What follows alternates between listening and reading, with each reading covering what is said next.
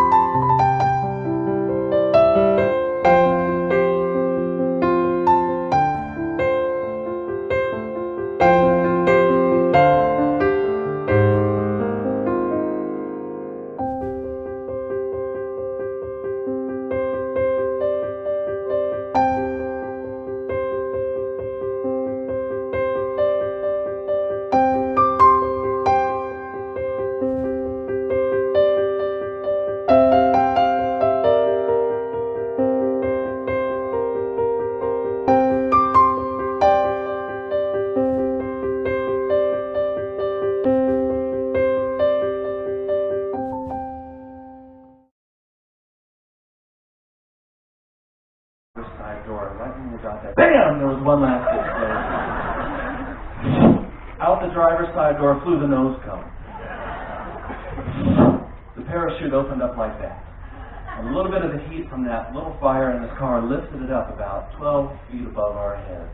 Just enough that my brother could look up and see the reflection of the fire on that golden firebird that I had painted. He looked down at me. Pretty cool. Then a breeze came and lifted that parachute and the nose cone way, way up into the air. So about as high as the treetops. We watched as that little firebird floated up from the remains of the destroyed one. The smaller one having grown from the bigger one.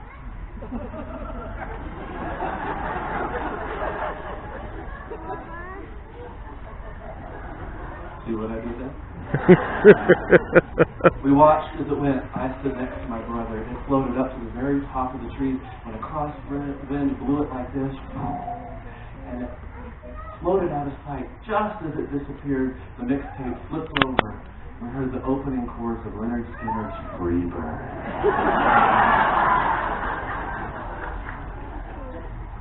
I pulled up my brother's coat and said, "Your car's still on fire." He said, "Yeah, I know." Looked down at it. I said, "We don't have any water." And he said, "Yeah, we do."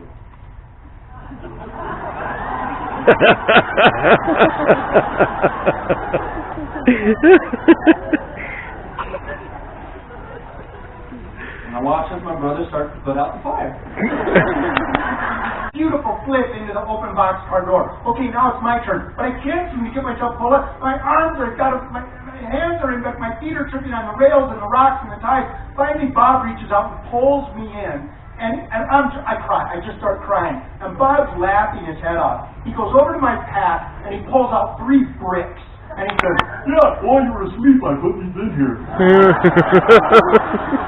And he's laughing towards, like, stumbling like John Wayne and San Iwo Jima. And he goes, "Yeah, I felt so bad for you, I almost told you." I want to kill Bob, but I don't, because That was a good one. So, we get up to Fargo, North Dakota, and we're going through the freight yards at about 35 miles an hour. And all of a sudden, Bob says, uh-oh. And I say, what do you mean, uh-oh, Bob? He says, oh. He says, we're heading up to Grand Forks. We don't want to go to Grand Forks. We want to go to Minot. And I'm about to say, what are you going to do about it, Bob? When I look and he's throwing my backpack outside the boxcar door. And I see my pack flying through the air and it explodes. And I see my things flying through the air, my underwear and my shirt. I see Bob's pack flying through the air. His pack explodes. And then I look, there's Bob outside the boxcar door. I think, oh man, if I see Bob hit, and the same thing happens to Bob, since it happened to my pack, I'm never going to jump. So I closed my eyes and I left. And there I was. Out in the world. I could turn and look back into that dark hole, but now I was in the colors and I was flying through the air at 55 miles an hour and I was never gonna land. Then I felt my pants split. And then I felt my knee split and my head hit, and my knee and my head and my knee and my head and my knee and my head, and I started to roll and roll and roll. And it reminded me of when I was little and I used to take my brother to the laundromat and put him in a dryer. When is his quarter going to run out? And I'm thinking, when is my quarter going to run out? Rolling and rolling and rolling. Finally I stop and get up and my knees cut and my hands hurt, and I'm looking, there's Bob putting his stuff back in his pack. So I start putting my stuff back in my pack, and that's when I looked as the train stopped. Well, everybody, even me. I got to the pool, my friend Mike was waiting. He said, come on, Bill, no hesitating. We're gonna have fun just as sure as we're alive. Jumping off that old high dive. The high dive reached up into the clouds. It should have been illegal, never been allowed.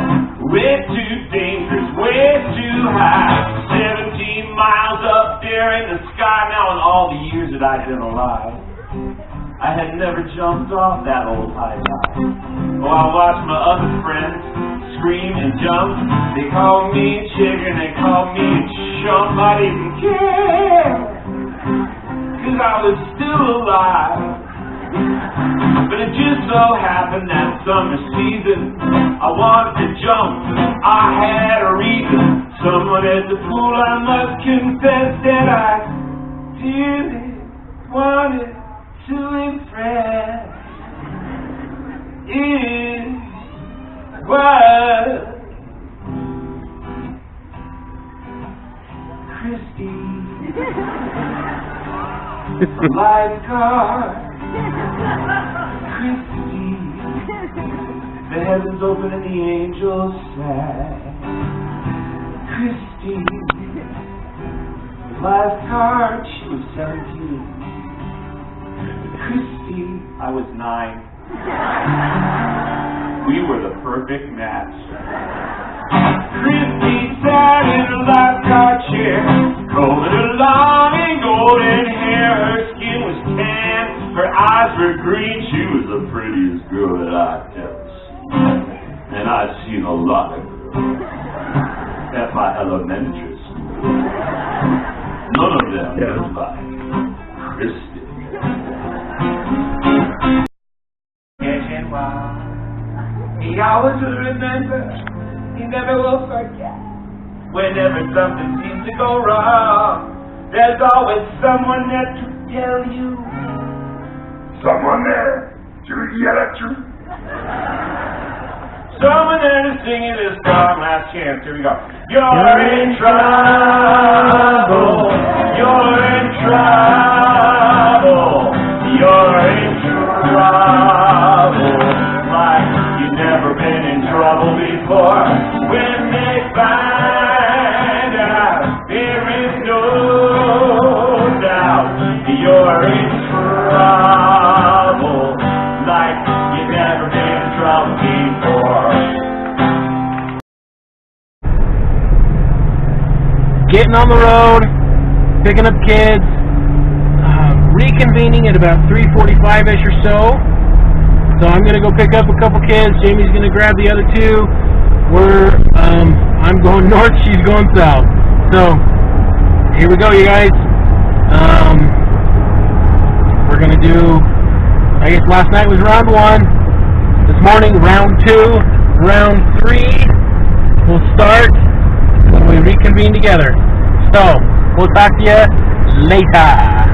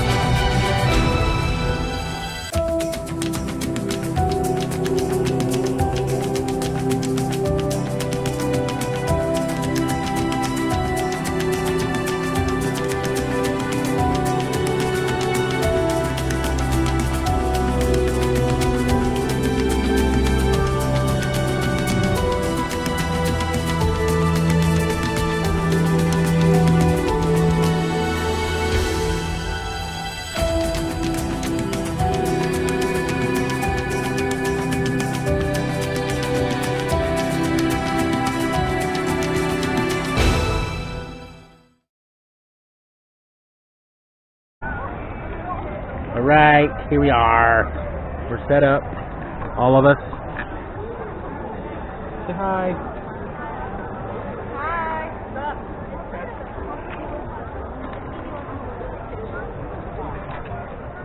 Okay. We're getting ready to listen to the storytellers. The sun is going down. Sun's getting real low, big guy. Hey, stop it. Anyway, so we'll try and get glimpses of the storytellers as they're telling. So look for that. Otherwise, guys, it's been a good day. Not a working day, and we're out and about. So the water goal was 100 ounces. I'm 1 water bottle away from it. So we're good with that. Okay. You guys, we'll talk to you in a bit. Won. Okay, I kind of knew I wasn't going to win.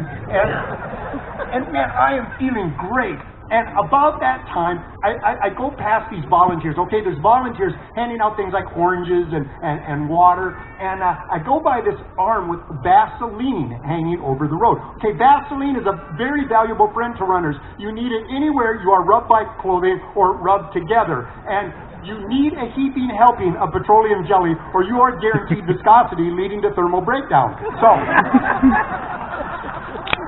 lube up before the race. So, I see this glob of Vaseline, but I follow it down this arm to this little man in high water pants. He's got Cheeto stains on the front of his pants, and I follow it up, and then there he is with this silver growth of beard and this huge grin on his face, and he's going, Vaseline.